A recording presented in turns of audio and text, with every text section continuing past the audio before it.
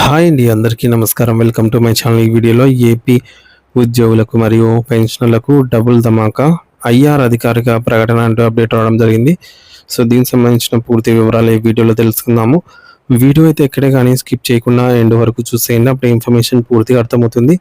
అలాగే వీడియో చూస్తున్న ప్రతి ఒక్కరు వీడియోకి అయితే లైక్ చేయండి ఫ్రెండ్స్.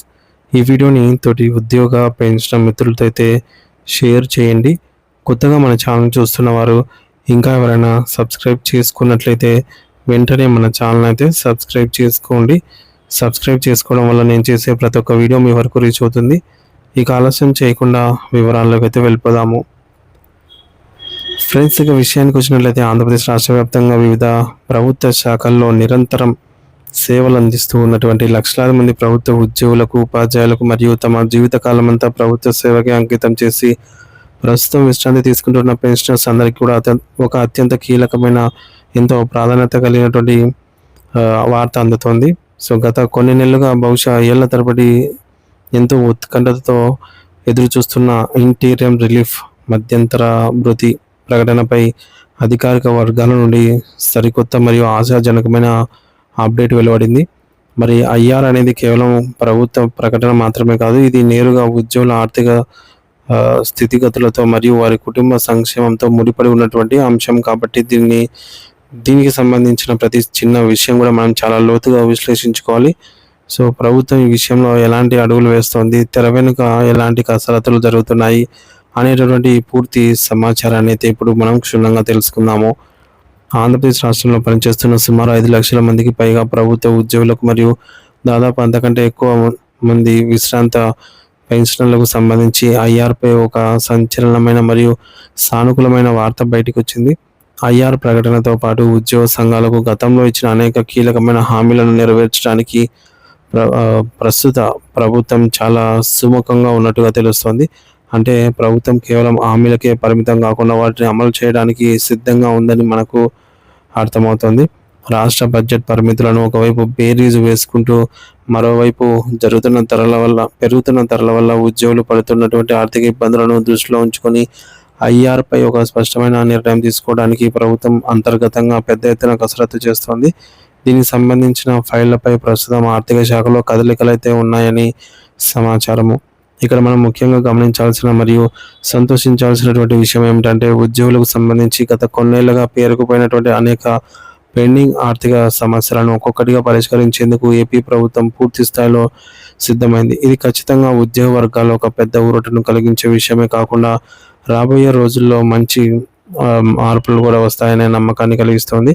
మరి గతంలో ప్రకటించిన ఐఆర్ శాతాలతో ప్రస్తుత పరిస్థితులతో పోల్చి చూస్తే ఇప్పుడు ఉన్నటువంటి ఆర్థిక అనిశ్చితి మరియు ఆకాశాన్ని తాగుతున్న నిత్యావసర వస్తువుల ధరల దృష్ట్యా ఈసారి ప్రభుత్వం ఇంకా ఎక్కువ శాతం ఐఆర్ ఇవ్వాల్సిన అవసరం ఉంది అని అయితే ఉద్యోగ సంఘాల ప్రతినిధులు గట్టిగా డిమాండ్ చేస్తున్నారు. ఎందుకంటే జీవన వ్యయం పెరిగినప్పుడు దానికి అనుగుణంగా జీతభత్యాలు పెరగకపోతే ఉద్యోగుల యొక్క కొనుగోలు శక్తి పడిపోతుంది.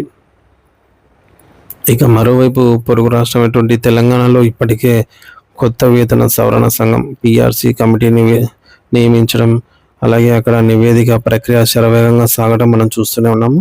కానీ ఆంధ్రప్రదేశ్ రాష్ట్రంలో మాత్రం కొత్త పిఆర్సి కమిషన్ నియామకం మరియు దానికి సంబంధించి అధికారిక నివేదికల ప్రక్రియ ఇంకా ఆశించిన స్థాయిలో వేగం పుంజుకోలేదు. సో అసలుకి ఇటువంటి క్లిష్టమైనటువంటి సమయంలోనే కొత్త పిఆర్సి అమల్లోకి రావడానికి పట్టే సమయాన్ని దృష్టిలో ఉంచుకొని ఉద్యోగులకు తక్షణ ఆర్థిక సాయంలా ఉండేందుకు ఈ యొక్క ఐఆర్ ప్రకటన అనేది అత్యంత కీలకంగా అయితే మారింది. పిఆర్సి ద్వారా పెరిగిన జీతాలు అందే వరకు ఐఆర్ అనేది ఒక వంతెనలా పనిచేస్తుందని, అందుకే దీనికోసం ప్రతి ఒక్కరు 1000 కళ్ళతో ఎదురు చూస్తున్నారు. అయితే ఉద్యోగులు మరియు పెన్షనర్లు అందరూ గమనించవలసినటువంటి ఒక అద్భుతమైనటువంటి మార్పు ఏమిటంటే, ఇటీవల ప్రభుత్వం గ్రాట్యుటీ రిటైర్మెంట్ బెనిఫిట్స్ పరిమితి పెంచుతూ ఒక చారిత్రాత్మక నిర్ణయం అయితే తీసుకుంది.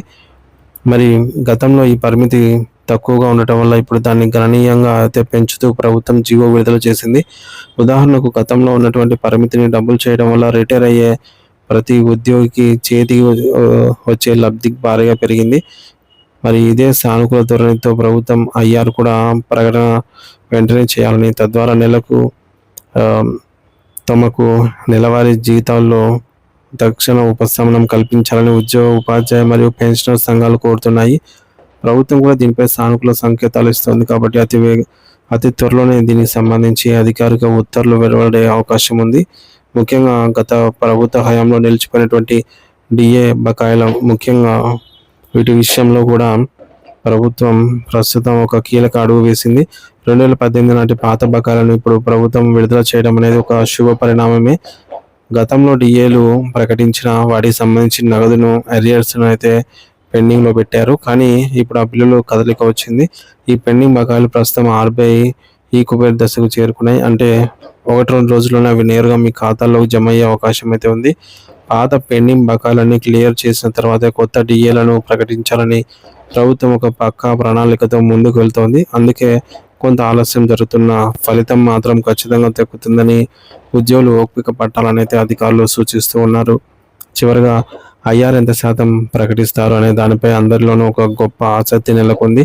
ప్రస్తుతం మార్కెట్లో పెరుగుతున్న ధరలను బట్టి చూస్తే ఉద్యోగుల జీవన ప్రమాణాలు ఏమాత్రం తగ్గకుండా ఉండాలంటే కనీసం 30% తగ్గకుండా ఐఆర్ ఉండాలని అయితే ప్రతినిధులు కోరుతూ ఉన్నారు. ప్రభుత్వం కూడా అన్ని కోణాల్లో ఆలోచించి అటు ఖజానాపై భారం పడకుండా ఇటు ఉద్యోగులకు పూర్తి న్యాయం జరిగేలాగా ఒక ఆమోదయోగ్యమైన నిర్ణయం తీసుకుంటుందని అయితే ఆశిద్దాము.